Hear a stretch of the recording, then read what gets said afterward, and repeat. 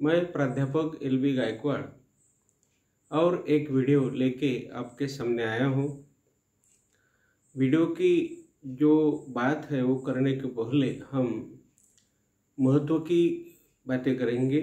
वह ऐसी बातें हैं कि मेरा जो चैनल है यह अंग्रेजी की वीडियोस यानी अंग्रेजी लिटरेचर के वीडियोस, फोनेटिक्स फोनोलॉजी की वीडियोस, सिमेंटिक सिंटैक्टिक की वीडियोस, मॉर्फोलॉजी की वीडियोस और स्पोकन इंग्लिश के और मेरे खुद के मराठी, हिंदी और अंग्रेजी में जो मेरा खुद का साहित्य है उसके ऊपर वीडियो अपलोड करता है।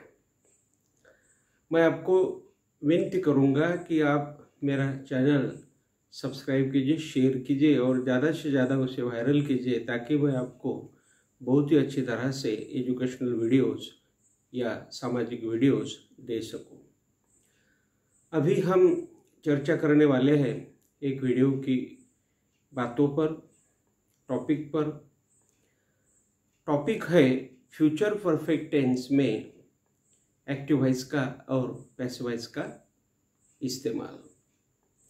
जो फ्यूचर परफेक्ट टेंस होता है उसमें एक्टिव वॉइस और पैसिव वॉइस हम कैसे बनाते हैं, इसी बात पर हम चर्चा करने वाले हैं। पहले हम देखेंगे कि how is the future perfect tense used, यानी फ्यूचर परफेक्ट टेंस कैसा इस्तेमाल किया जाता है, उसका वापर कैसा किया जाता है, इस बात पर हम चर्चा करने वाले हैं। The future perfect tense is used to write and speak the action completed in the future times, that is the coming days। यानी हम फ्यूचर परफेक्ट टेंस यदि बोलना चाहते हैं तो भविष्य में जो बातें यानी पूरी हो गई है यानी कंप्लीट हो गई है वही सभी बातें हम फ्यूचर परफेक्ट टेंस में बता सकते, लिख सकते और बोल सकते हैं। जैसे कि Byron will have written his poem tomorrow. इस वाक्य में बायरन ने उसकी जो कविता है वो कविता लिखकर पूरी की हुई है, यानी वो करेगा, उसकी क्रिया वो पूरी करेगा, यानी भविष्य में वो क्रिया पूरी करने वाला है, उसकी क्रिया पूरी हो जाएगी या कंप्लीट हो जाएगी, ऐसा इसका मीनिंग निकलता है। इसलिए वाक्य है Byron will have written his poem tomorrow, यानी उसने वो कविता दूसरे दिन यानी टुमारो यानी दूसरे दिन लिखी होगी, यानी लिखने की क्रिया उसने पूरी की होगी, ऐसा मीनिंग उसका निकलता है। अभी हम चर्चा करेंगे एक्टिव वॉइस पॉजिटिव में। ये जो फ्यूचर टेंस होता है या परफेक्ट फ्यूचर टेंस होता है, इसमें हम एक्टिव वॉइस बनाते हैं और एक्टिव वॉइस पॉजिटिव हो जाता है और उसका पैसिव वॉइस भी पॉजिटिव बनता है। तो हम चर्चा करेंगे Byron will have written his poem tomorrow. इस वाक्य में सब्जेक्ट बायरन है, एक्टिव वॉइस वर्ब यहाँ पर विल हैव रिटन आया हुआ है, हिज पोएम यहाँ पर ऑब्जेक्ट है और टुमारो यहाँ पर कॉम्प्लीमेंट है और फुल स्टॉप यहाँ पर आ गया है। तो यह हो गया एक्टिव वॉइस का सेंटेंस, यानी एक्टिव वॉइस पॉजिटिव का यह सेंटेंस हो गया। इसका पैसिव वॉइस हम करेंगे और पैसिव वॉइस हो जाएगा his poem will have been written tomorrow by Byron. तो इसका हम डिटेल में इसकी चर्चा करेंगे। तो चर्चा ऐसी होगी कि यहाँ पर हिज पोएम यह ऑब्जेक्ट है, यहाँ पर will have been written passive voice का वर्ब आया हुआ है, टुमारो यहाँ पर कॉम्प्लीमेंट आ गया है और बायरन यहाँ पर सब्जेक्ट की केस आ गई है, तो उसे हम सब्जेक्टिव केस बोलेंगे। अभी हम यहाँ पर चर्चा करेंगे एक्टिव वॉइस नेगेटिव की। तो एक्टिव वॉइस नेगेटिव की हम जब चर्चा करते हैं तो ऐसा हो जाता है कि वाक्य ऐसा बन जाता है Byron will not have written his poem tomorrow, यानी इस वाक्य में बायरन सब्जेक्ट है, एक्टिव वॉइस नेगेटिव वर्ब है विल नॉट हैव रिटन। और इसके बाद में ऑब्जेक्ट आया हुआ है पोएम, और यहाँ पर टुमारो कॉम्प्लीमेंट है, और यहाँ पर कॉम्प्लीमेंट हम उसे बोलेंगे, उसे हम एक्स्ट्रा वर्ड्स बोलेंगे, तो यह आ गया। और फिर बाद में हमने यहाँ पर फुल स्टॉप दे दिया है। अभी हम बोलने वाले हैं पैसिव वॉइस नेगेटिव के ऊपर। उसका अर्थ होता है या उसका उत्तर आता है, his poem will not have been written tomorrow by Byron.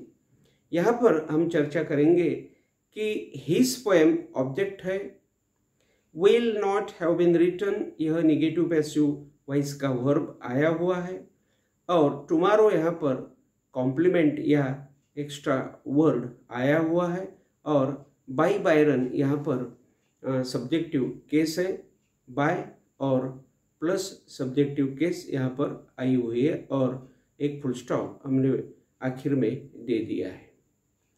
हमने यहाँ पर जो एक्टिव वॉइस पॉजिटिव है और पैसिव वॉइस पॉजिटिव है, नेगेटिव है, सब हमने देख लिए। हम अभी जा रहे हैं कंक्लूजन की तरफ।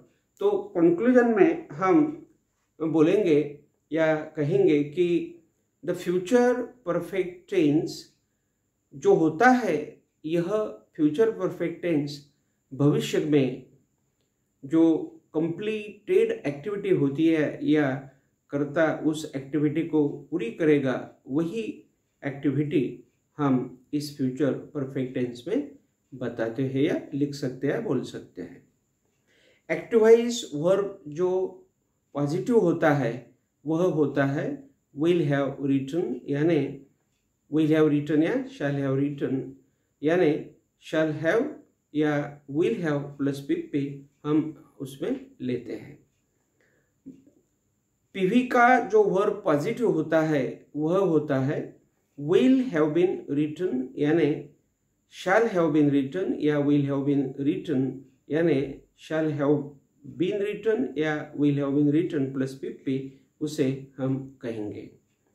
एक्टिव वॉइस वर्ब जो नेगेटिव होता है वह होता है, एग्जाम्पल हम देंगे कि विल नॉट हैव रिटन, यानी विल नॉट या शैल नॉट हैव, यहाँ पर प्लस रिटन यानी प्लस पीपी हम लेते हैं, यानी shall not have plus PP, will not have plus PP, यानी शैल नॉट हैव रिटन और विल नॉट हैव रिटन हम लिख सकते हैं, बोल सकते हैं।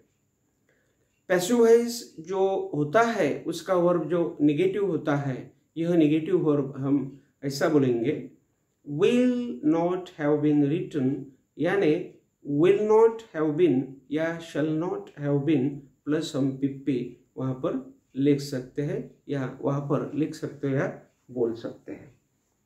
ये जो एक्टिव वॉइस होता है, यह एक्टिव वॉइस में कर्ता आता है यानी सब्जेक्ट आता है, और सब्जेक्ट यहाँ पर एक्टिव वॉइस बनाता है, और पैसिव वॉइस में ऑब्जेक्ट पहले आता है, यानी ऑब्जेक्ट यानी कर्म वहाँ पर पैसिव वॉइस को बनाता है। अभी आखिर में हम सब्जेक्ट्स और उसकी जो केसेस होती है, सब्जेक्टिव केसेस होती है, उसके बारे में हम चर्चा करते हैं या करेंगे या करने वाले हैं या कर रहे हैं। यहाँ पर यदि सब्जेक्ट आई आता है तो उसकी सब्जेक्टिव केस बन जाती है बाय मी। यदि वी आता है तो बाय अस बनता है, यू आता है तो बाय यू होता है, दे आता है तो बाय देम होता है, ही आता है तो बाय हिम होता है, शी आता है तो बाय हर होता है, ईट आता है तो बाय इट होता है। और यह जो सब्जेक्ट्स हमने अभी बताया आपको, यह सब्जेक्ट सब छोड़ के यदि दूसरे सब्जेक्ट वहाँ पर आ जाते हैं तो कैसा होता है, हम उदाहरण के तौर पे लेंगे यहाँ पर। जैसे कि यदि द बॉयज़ होता है तो हम बोलेंगे बाय द बॉयज़, बायरन होता है तो हम बोलेंगे बाय बायरन। सारा नाम का यदि सब्जेक्ट होता है, फीमेल सब्जेक्ट होता है तो हम बोलेंगे बाय सारा। द बुक होता है, निर्जू नाम का यदि सब्जेक्ट होता है द बुक, तो हम बोलेंगे बाय द बुक। ऐसा हम करेंगे। यानी यहाँ पर हमने आज आपको एक सुंदर सा वीडियो यहाँ पर बना कर दिया हुआ है। यह वीडियो आपके लिए अंग्रेजी लिखने को और बोलने को बहुत काम में आएगा। आप अच्छी तरह से अंग्रेजी बोल सकते हो, लिख सकते हो। मैंने जैसा बताया ऐसा यदि आप कर सकेंगे तो आप अंग्रेजी अच्छी तरह से बोल पाएंगे, लिख पाएंगे। इसी उम्मीद के साथ मैं यहाँ पर रुक रहा हूँ। Thank you, thank you, thank you very much.